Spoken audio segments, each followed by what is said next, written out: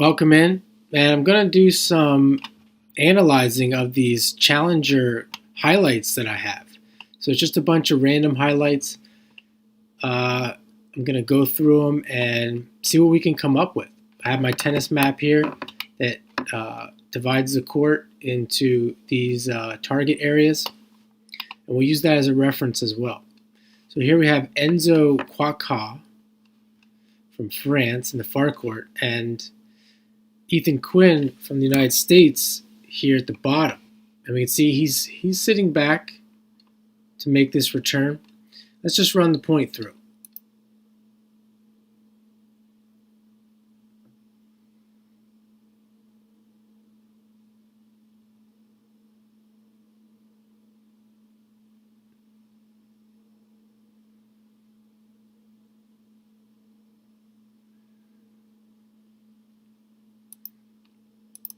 All right, so we see it looks like he's doing some kind of a body serve. We could call it a body serve.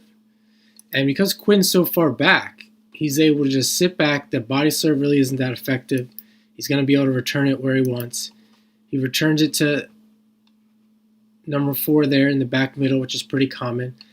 And that's going to keep him in the rally. And then Enzo is going to play to 2, which is, I think so far, this is pretty standard, pretty good play. Quinn looks like he's going back to that 4, and Enzo's going to play to 2 again. And then he kind of gets lost with that let there. So let's back it up here. First thing I want to mention, these guys like to hit really hard. And that's fine, but when we see here in a situation like this, Quinn is so far back that if Enzo took a little bit of pace off of that and tried to hit that 2 spot, often when you try to hit this 2 spot, you will take. He did it, kind of did it there. But even if he took more pace off that in that position, Quinn's not going to be able to really attack. It might throw his rhythm off a little more.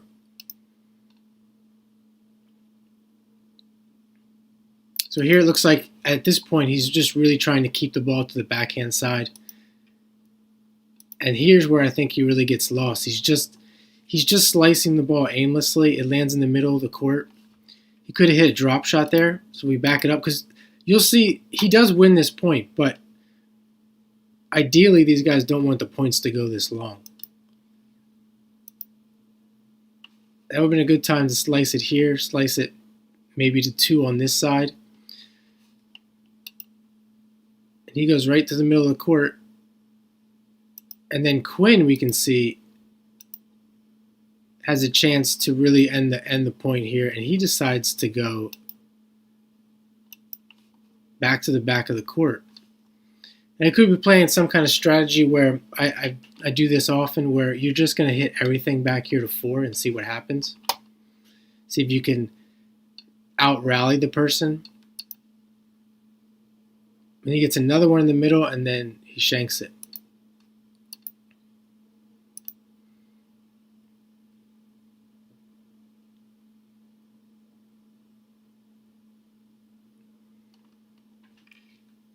Okay, same 2 players.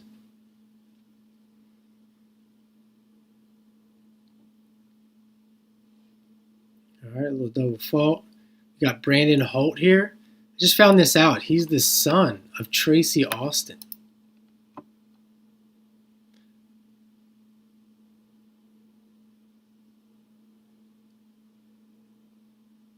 Look at that serve. That thing is just... So he lays one in there, 70 miles per hour. And then we have Trotter here. He steps up into the court, gets it pretty early, into the middle of the court.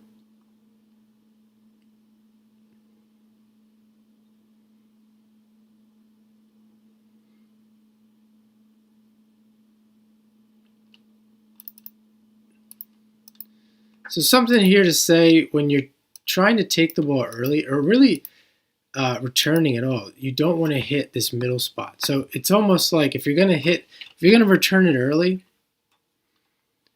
and you're hitting the middle often,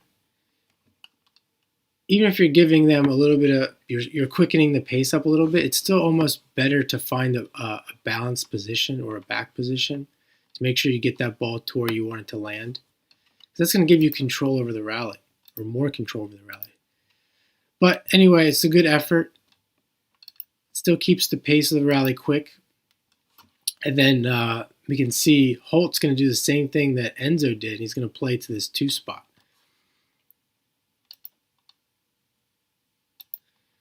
Trotter gets a nice return cross court. I wouldn't say he's aiming for this 3 spot, but just kind of playing defensively to the deep cross court. And that gets him a middle ball. And he slices it across court. Now I want to mention here, this is a tougher red zone ball. So ideally, if you've been watching my videos, they say you should try to, I want to say you should, but these guys are going to ideally try and end the point when the ball goes in the middle. And you'll see that often.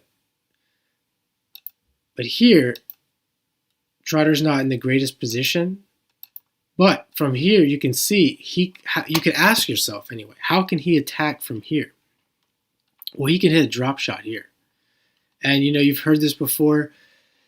Shouldn't hit drop shots from behind the baseline, etc. When we're looking at this map, I'm telling you right now, this is new. And it's not new really to a fault. It's new, and it's going to break down myths. It's going to break down the old way. And this is the advanced way. This is the way to become a tennis genius, a virtuoso. So he could have done that. He goes with the slice cross court, which that's not a bad play either. So if you back up here, he gets that ball in the red zone, and he's going to make him run by playing to 2 here. All he has to do is make it to 2, and he's got Holt on the run pretty far. And if he goes a little slower, you can see he hits it kind of hard, kind of fast, kind of hard, and Holt's able to stay behind the baseline. If he hits that a little slower, that ball maybe a little bit more angled, that ball would trail over here, and Holt's going to have to run from here to here. The distance is going to be farther. So you can see a lot of what these guys, you'll see they don't have as much variation in the speeds of their game and how they're hitting. Now that could be a function of them just playing so much tennis against guys that hit really hard, kind of being in that environment that they're in.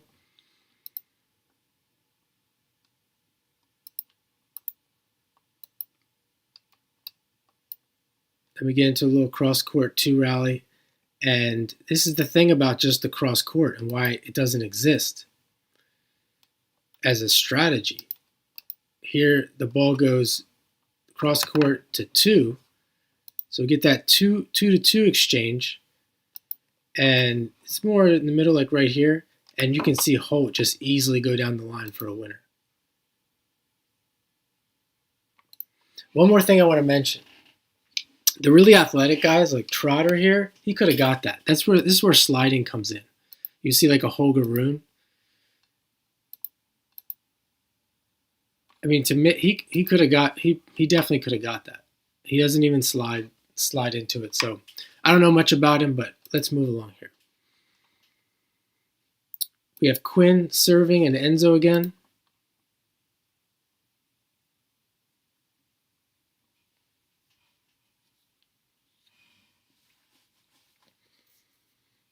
Now this is an interesting one.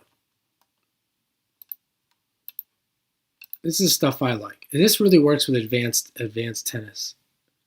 High level, quote unquote, high level tennis.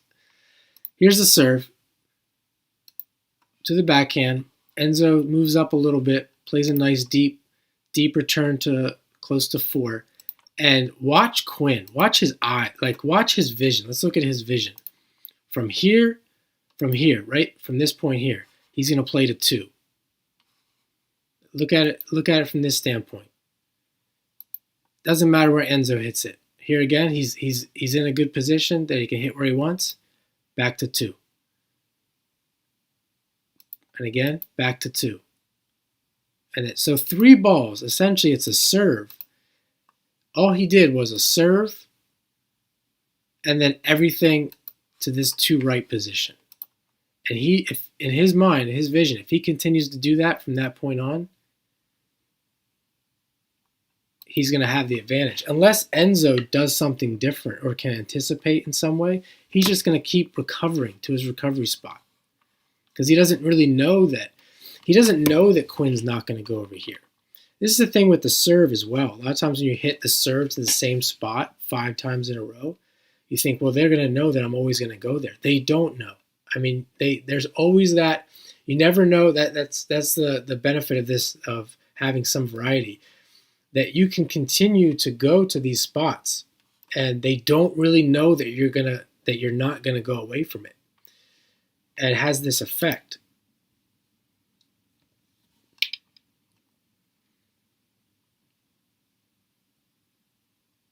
Now, often these guys will go for serves like that here as well. This is what happens when you have confidence. You don't really care that it's a second serve because you know you're going to make it, or there's a high likelihood you're going to make it. You're not worried about missing. Here's a little body serve to the backhand. Enzo tries to play to 2, which is a good play. Let's see if he's inside the court. If you're inside the court, which he is, you can go to that spot there. Maybe you want to be a little bit more inside the court to make that.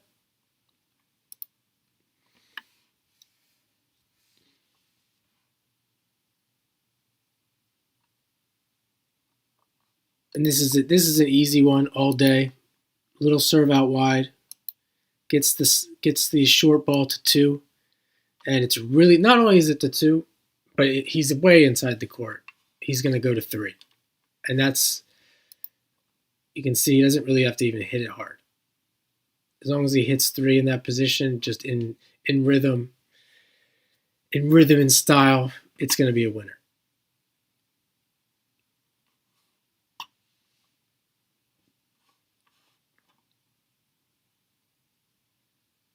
I want to go back here to this return. A lot of times you'll see these guys too with the return. There'll be mistakes everywhere. You might watch somebody doing this. Like, oh, he's not a good player.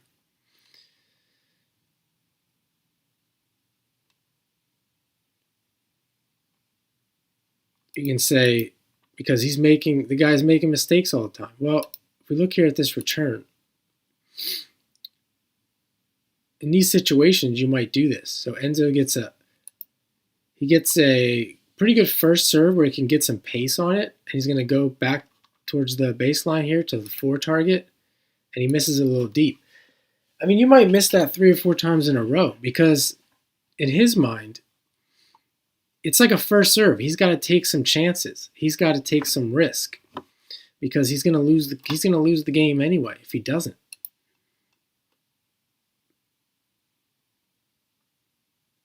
So it's really not about playing high percentage. For him, it's playing that way in a high percentage way, which some days might not happen. So here we have a little, let's watch this one play out. This is another good one.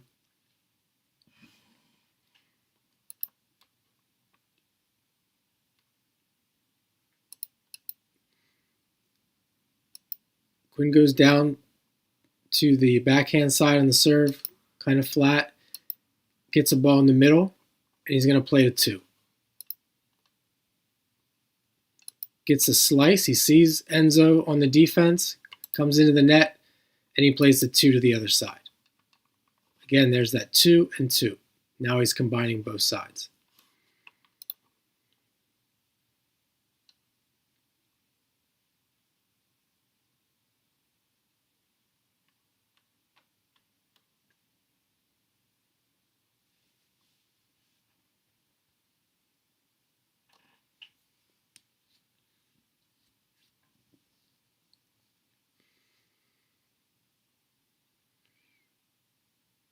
There's a slow ball kind of. You can look at the difference between his return and Enzo's return. They're both inside the court here going to this 2 spot.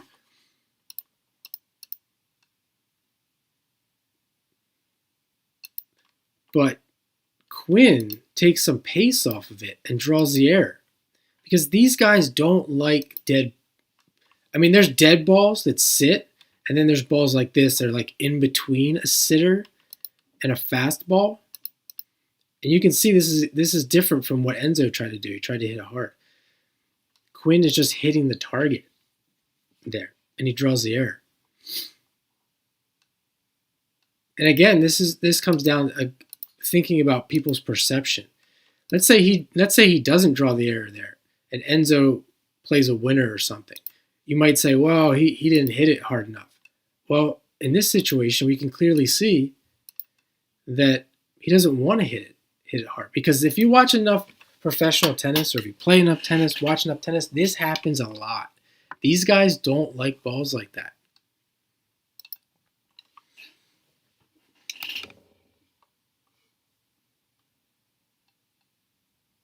A little side note, the guy that installed my court, he had to reinstall a university's whole setup because the kids were complaining that it was too slow for that reason.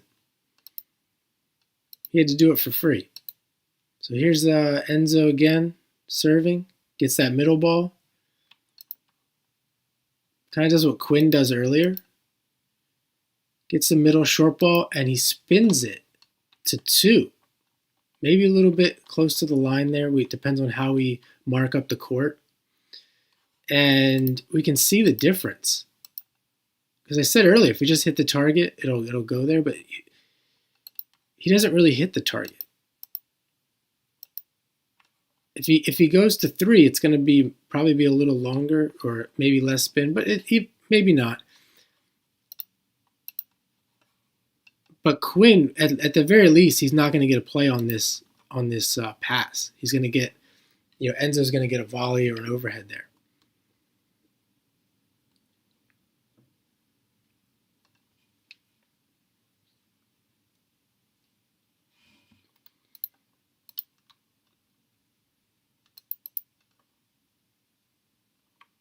See if we got some more players here coming up.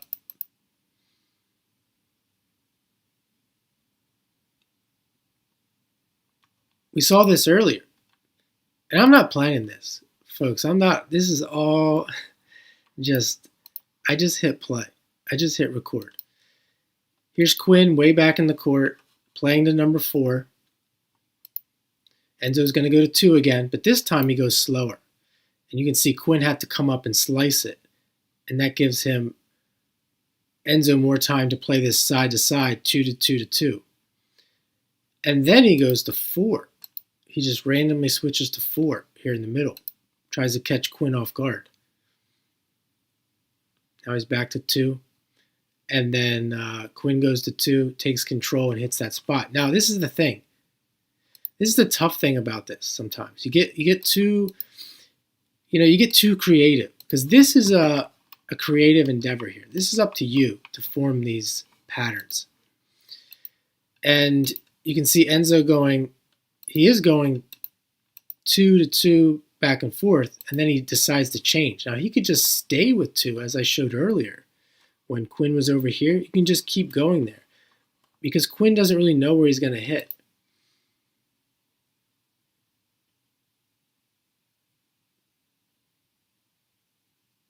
So that's something we can evaluate as well here.